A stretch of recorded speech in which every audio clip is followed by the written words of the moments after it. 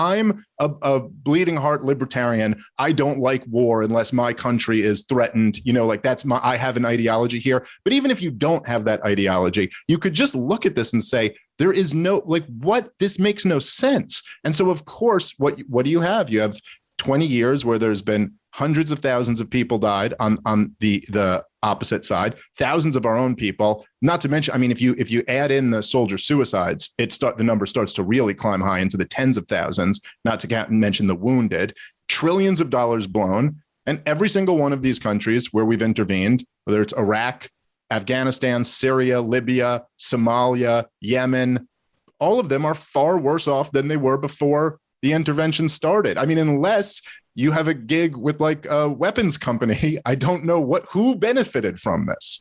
Well, we've made millionaires out of lots of compliant 3- and 4-star generals, obviously, who work tirelessly to keep us there. But I do see evidence for a sea change. I think Americans, as collectively, I'm just saying, let's take the Beltway out of it. Let's probably ignore New York City, probably Hollywood.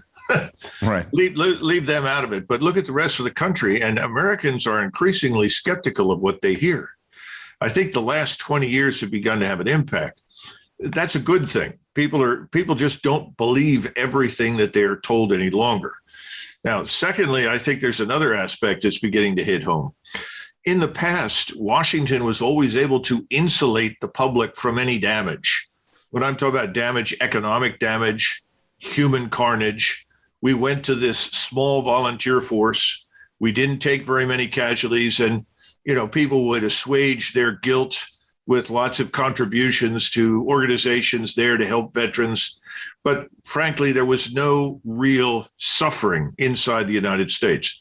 The second part of this, of course, is there was no war tax. The first time we didn't have a war tax was under Harry Truman, because he knew that if he had a war tax, the Korean War would end pretty quickly. Americans would say, I don't think we should be there anyhow, and we'd have come home.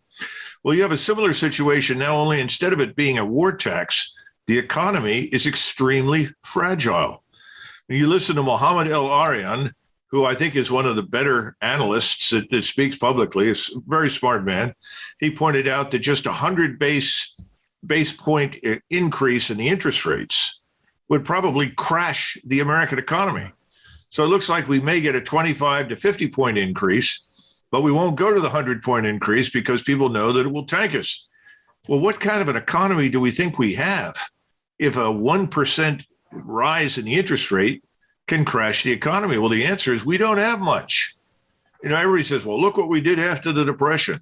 Look how we roared back in the 80s after the big recession. Well, we had a manufacturing base. Yeah. There were jobs, and we could put Americans into those jobs. We're not even the same country today that we were 20 or 30 years ago. We've changed radically, and that manufacturing base is largely gone.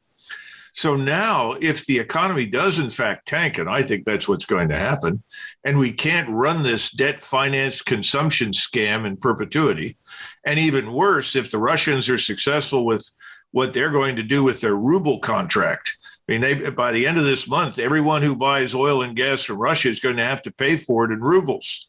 Right. Well, that's going to put a real kink into everybody's operation. We thought we were going to once again bully Russia into submission as we had bullied Iraq and all the other states. It's not working. It's not going to work. Look at the Peninsular Arabs, our good friends in the Arabian Peninsula, who've said, well, if you're going to go to Iran for more oil, then I guess we'll do business with the Chinese in yuan currency. We won't even use dollars. So the future of our reserve currency status is very much in doubt. So you look at the way the pieces are coming together here. It spells disaster economically for us, which means we can't afford to execute these pointless, self-defeating interventions. These wars of vanity will have to end. That may be a good thing. But at home, people are going to start saying, well, wait a minute. I can't afford to buy the food. I can't afford to buy the gas. How are we going to fix that? And everybody should remember that in 1789, the French Revolution broke out when the people of Paris could not afford to buy bread.